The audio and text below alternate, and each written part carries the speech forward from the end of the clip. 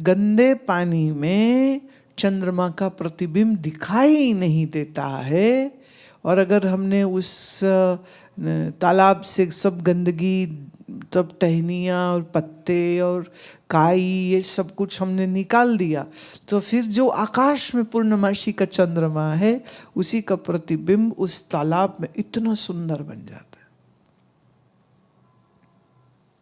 तो अभी जो वर्तमान में बुद्धि है, इस बुद्धि में विकार की, वासना की, गंदे संस्कारों की, विषय भोग की, विषयासक्ति की, संसार सत्य है इसलिए इसके पीछे पागल होके भागो, ऐसी वासना की जितनी गंदगी पड़ी हुई है ना, उस गंदगी को निवारण भर करने की जरूरत है।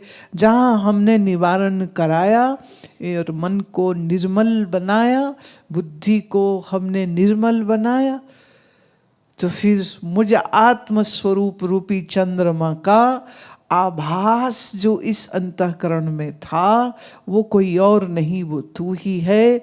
और इससे मैंने आभास की स्पष्टता पहले की, और फिर ये किसका आभास आ रहा है, किसका आभास हो रहा है? बोले अब ऊपर देखो, बोले ये ऊपर वाले चंद्रमा का आभास आ रहा है। तो पहले आप पानी वाला आभास को क्लियर देखने के लिए गंदगी दूर करने की जरूरत। अच्छा एक बात बताओ, जब गंदगी तालाब में पड़ी रही तो क्या आकाश का चंद्रमा गंदा हो गया? सोचो, चंद्रमा वेदांत सार में बहुत सुंदर उदाहरण जो है योगेंद्र जी देते हैं कि अगर चंद्रमा के सामने बादल आ जाए तो बादल ने चांद को छुपाया, या चंद्रमा और तुम्हारी आंख के मध्य में सिर्फ बादल आया है? बादल की क्या औकात कि वो चंद्रमा को ढक सके? तो हमारे नेत्र के आगे बादल आया है, चंद्रमा के आगे बादल नहीं आया। और बादल हवा तेज चली तो बस उड़ गया, और ले चमाचम चंद्रमा सामने दिख गया। ऐसे ही इस अज्ञान रूपी बादल ने बुद्धि की आंख पर पर्दा कर दिया, इसलिए अपना आप सच्चिदानंद दिखता नहीं। वो गुरु ज्ञान की ऐसी आंधी चलाता है ना, तो सारा ये मन का जो अज्ञान का बादल है ना, उड़ जाता है, और फिर अपना आप चमाचम चैतन्य स्वरूप जो है वो प्रकट हो जाता है।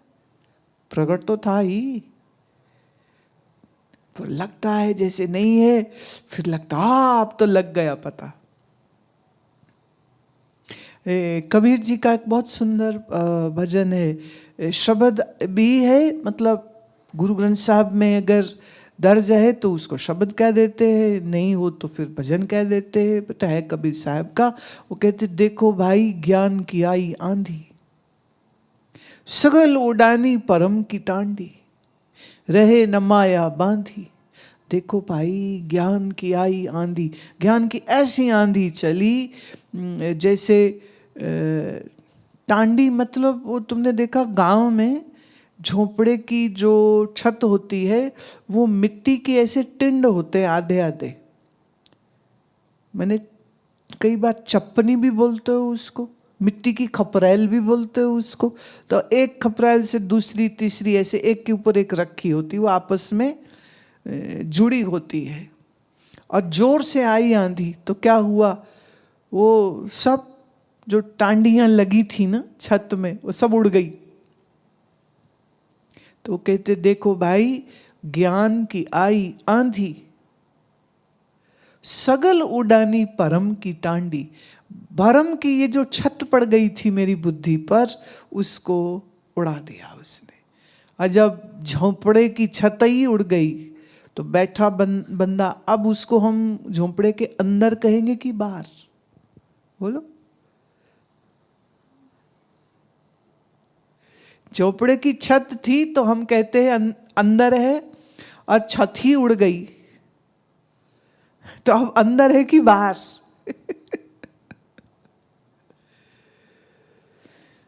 बाहर ही है। ये तो छत ने तो एक भ्रम डाला कि आप घर के अंदर है, दीवार और छत से अंदर बाहर होता है।